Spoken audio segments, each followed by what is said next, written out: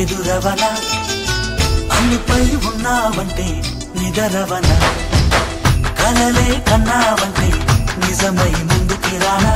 కలతై ఉన్నావంటే కథనవన అమ్మలో ఉండే సగం అక్షరం నేనే నాన్నలో రెండో సగం లక్షణం నేనే అమ్మ తోడు నాన్న తోడు అన్ని నీకు అన్నే చూడు చెల్లిపోని బంధం నేనమ్మా